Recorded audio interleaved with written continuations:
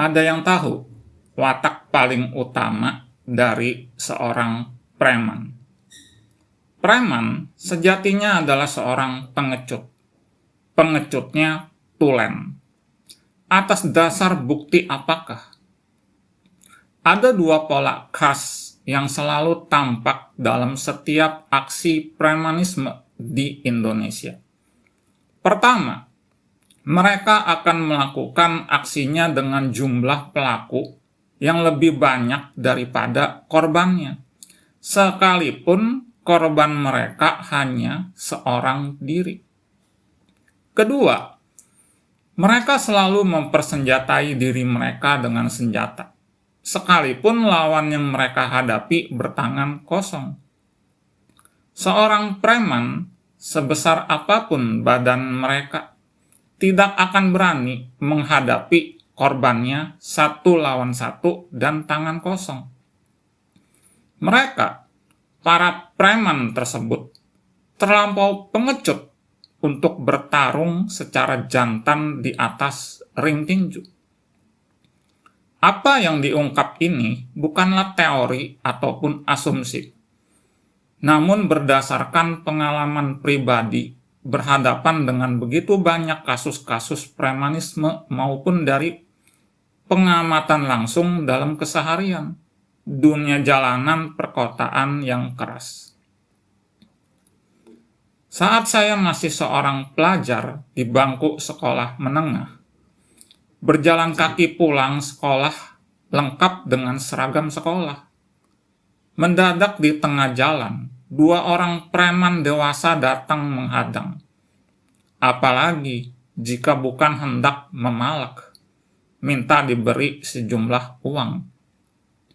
Hei, korbannya hanya seorang pelajar belasan tahun, seorang diri. Namun sang preman membawa temannya untuk membacking. Apa tidak malu?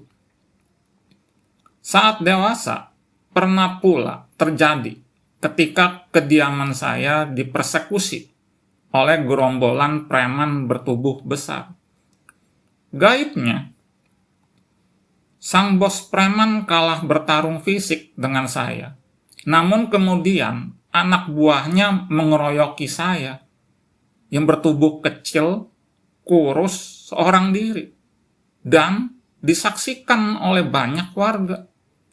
Itulah ciri ketiga yang khas dari kalangan preman. Sudah putus urat malu mereka. Tidak pernah ada sejarahnya preman mengajak saya berduel di atas ring tinju, satu lawan satu tangan kosong, lengkap dengan aturan main di atas ring tinju.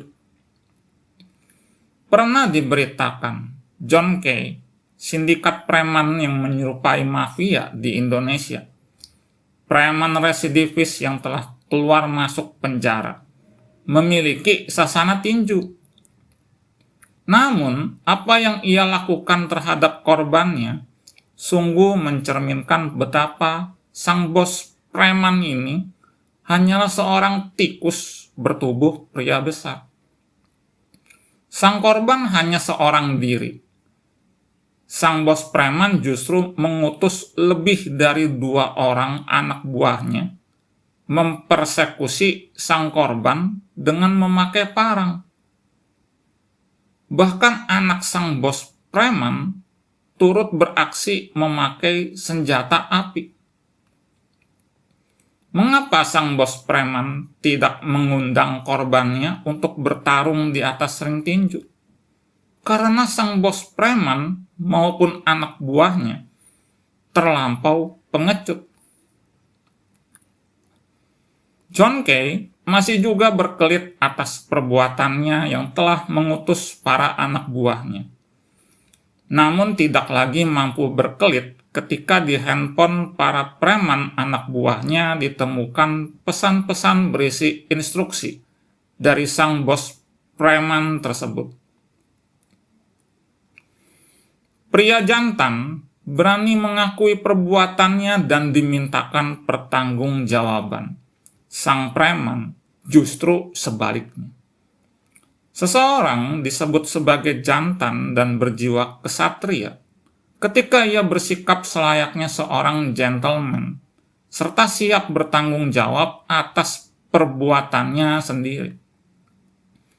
Bukan sekali atau dua kali, saya telah dipaksa berhadapan dengan kalangan preman, di mana pelakunya tidak pernah muncul atau datang seorang diri maupun bertangan kosong.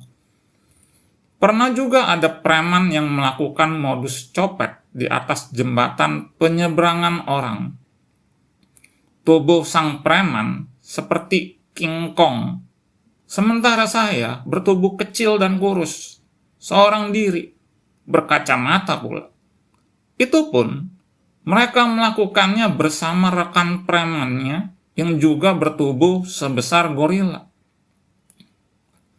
Pernah juga terjadi, namun kali ini saya bukanlah korbannya, di mana kebetulan saat itu saya berada di tempat kejadian perkara sebagai yang turut menyaksikan. Sang preman, meski bertubuh jauh lebih besar daripada korbannya, sang preman seketika memakai senjata tajam untuk mempersekusi sang korban setelah perang mulut. Itu disaksikan oleh banyak mata. Sang preman tidak merasa malu mempertontonkan sikap pengecut. Siapapun bisa menang bila keroyokan atau bersenjata. Apa hebatnya sikap pengecut demikian? Di dunia ring tinju sekalipun, petinju kelas berat hanya diperkenankan bertarung melawan petinju kelas berat. Apa jadinya petinju kelas berat menantang bertarung petinju kelas bulu, terlebih secara keroyokan serta bersenjata? Apa yang bisa dibanggakan? Kelas berat menang melawan kelas bulu.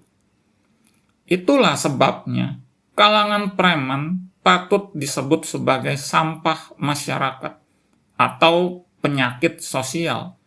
Karena memang mereka adalah orang sakit yang memakai akal sakit. Kini Anda akan pelajari cara berhadapan dengan preman. Preman selalu memakai modus putar balik logika moral. Sehingga dalam hal ini, kalangan preman sejatinya cukup manipulatif. Seolah Anda yang bersalah. Sehingga itu menjadi justifikasi bagi mereka untuk melakukan aksi main hakim sendiri. Dan di saat bersamaan, berupaya untuk melemahkan mental Anda sehingga menjadi defenseless. Tanyakan pertanyaan berikut ini dengan tegas kepada mereka. Jadi, mau kamu apa? Mau aniaya saya? Atau mau rusak barang dagangan di toko saya? Kamu tidak takut dosa dengan lukain saya atau rusak barang dagangan saya? Berarti kamu bukan orang baik-baik, tapi orang nggak bener. Apapun dalil mereka kemudian, ulangi kembali kalimat di atas. Bagai memainkan kaset rusak. Ulangi terus kalimat serupa di atas terhadap apapun alibi sang preman.